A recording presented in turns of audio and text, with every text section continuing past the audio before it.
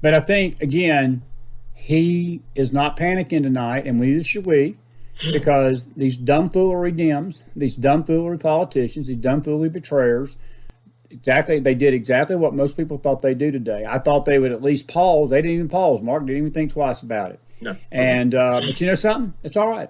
Joe Biden still ain't your president, folks. He ain't going to be your president.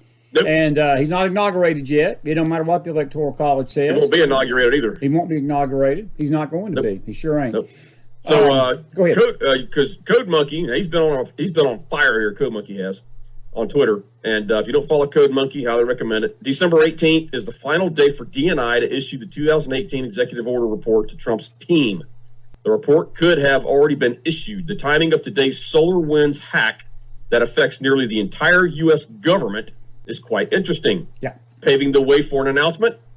And then he says it's proof that there was a large-scale cyber attack on U.S. government institutions and infrastructure during the national emergency declared in 2018.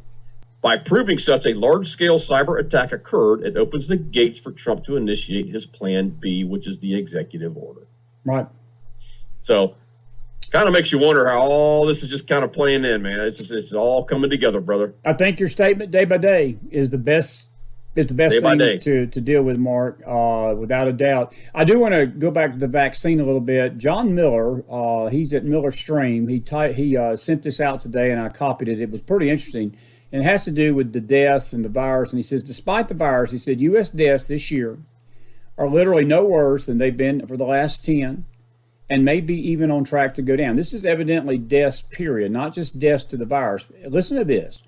2010, 2.5 million. 2011, 2.5 million. 12, 2.5. 13, 2.6. 2.6 and 14. 2.7 in 15 and 16. 2.8 in 17 and 18. 2.9 in 2019. As of November, right now, our nation has experienced 2.5 million people dying as of November of 2020. Now, that's not counting this month.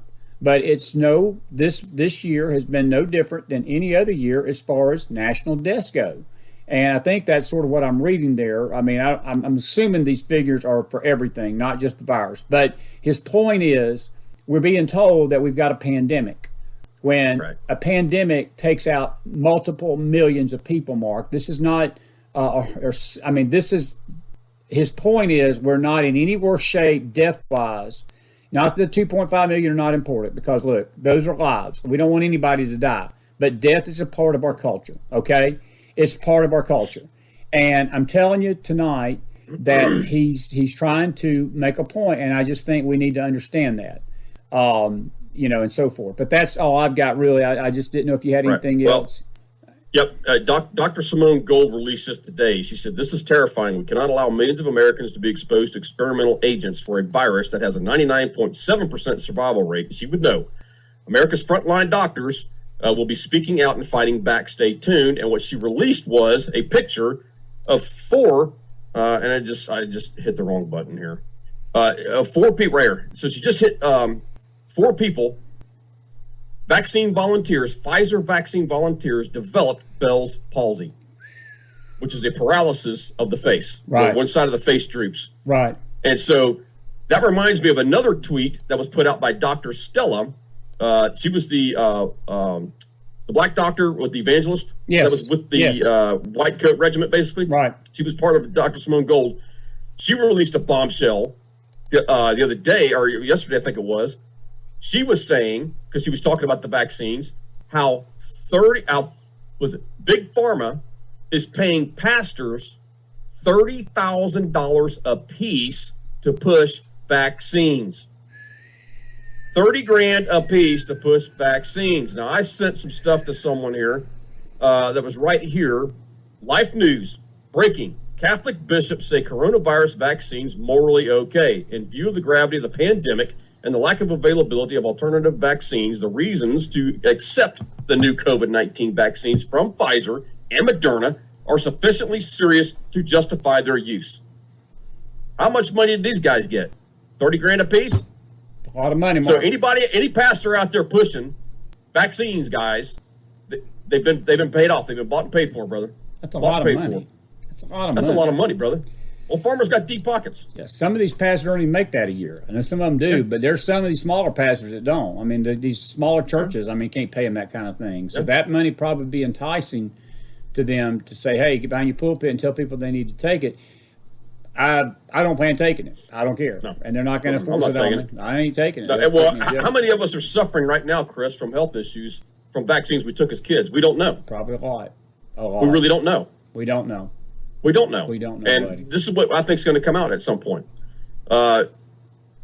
Switch gears here a little bit. Go ahead. Senator Rand Paul, I think they're setting the stage here, tweeted out. He said, James Clapper brazenly lied to Congress, denying that the deep state was spying on all Americans.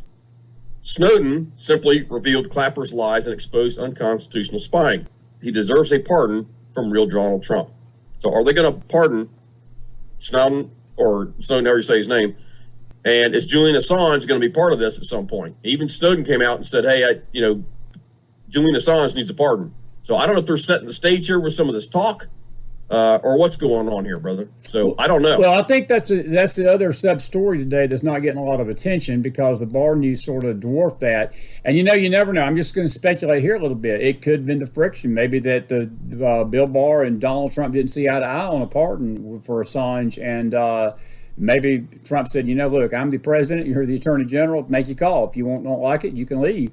And Barr, I don't know. I don't know if that happened, but it just it does. This timing is always weird, Mark. You got what, less than a month to go before, no matter what happens, whether Trump goes into his second term or he goes into his first term, he's still got a few weeks. And Barr could have went to the president and said, I'll be with you till the end, no matter what.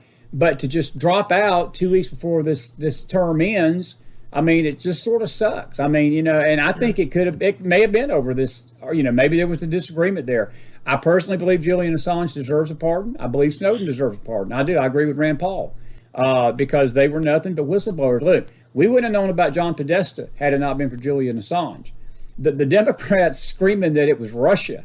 No, it wasn't Russia. It was Assange. It was the Assange party, not the Russia party, that revealed that you've got pedophiles running amok in the Democrat National Convention and a lot of other conventions, like the Republicans too. And but we wouldn't have never known about that had it not been for Julian Assange. And I don't know if people remember this, Mark. When people asked Julian Assange, they said, well, why didn't you do the same thing to Donald Trump? He said he's clean. He came out and literally said that in 2016. He said, oh, we did. We checked on Trump. We did. He said, I didn't find nothing. He said, that man's clean. So, yeah. Beth Moore. Are you listening to Beth Moore? Yeah, I wonder if Beth Moore is listening tonight. She's probably going to the bank and putting her money in the bank, what she got for that dumb foolery statement. Good stuff. Go ahead, buddy. Go ahead. Yeah, this Chinese Communist Party thing, this major leak that's coming out, this is going to be huge, guys. This is going to really be big. They said that the leak is a register with the details of Communist Party members, including their names, party position, birthday, national ID number, and ethnicity. It is believed to be the first leak of its kind in the world. Right. It says what's amazing about this database is not just that it exposes people who are members of the Communist Party and who are now living and working all over the world, from Australia to the U.S. to the UK. Right. Yeah, it's because it says what's amazing about this is it lists the lid on how the party operates under President and Chairman Xi Jinping. So it's going to show that they're embedded in some of the world's biggest companies, even inside government agencies. They've said Communist Party branches have been set up inside Western companies, allowing infiltration of those companies by CCP members who, if called on, are answerable directly to the Communist Party, to the chairman, the president himself, she said. Is what this lady was quoting here. Yeah, powerful stuff.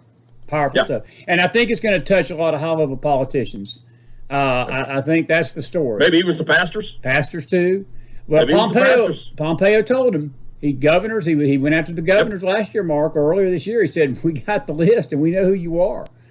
Yep. And you watch what I tell you. A lot of these governors, these gatekeepers. Look, my home state, I'm still sore about this. And you got a big Senate election coming up January 5th in Georgia. It don't help when the governor of that state stands in front of a communist CCP flag with his arms out and saying, China, Please come over here to Georgia and invest in the Peach State. Brian, memo to Brian. That's our enemy. That is our sworn enemy out for the destruction of our country. What are you doing? What are you thinking? What are you thinking? A political whore. A political whore. That's what he is. And an opportunist. And it's not good, Mark. It's just not good. These people are going to be held accountable. But I want to just go out of here tonight saying this to our people tonight. Look, it's a turbulent night. It's been a turbulent night over America. Folks, it's been a turbulent month over America. It's been a turbulent year. And we're not done fighting. President Trump tweeted out this weekend, we've not begun yet to fight. He's not going to give up. And until Donald Trump concedes this election, you keep fighting. He's not going to do that. I say it again. I don't mind saying it. Don't mind sticking my neck out. Donald Trump's going to be your president in 2021, 22, 23, and 24. He's going to be here till 2025. Now, that's how I feel about it. That's what I believe, and I'm going to keep believing that in the name of Jesus. And you need to do the same. And you don't need to listen to this dumb foolery stuff that's out there tonight, because there's a lot of it. It's going to come from a lot of voices, and like Linwood said, don't get moved by every little thing that happens, because there's going to be a lot more to come. And I don't think tonight was nothing but just the opening salvo of a wow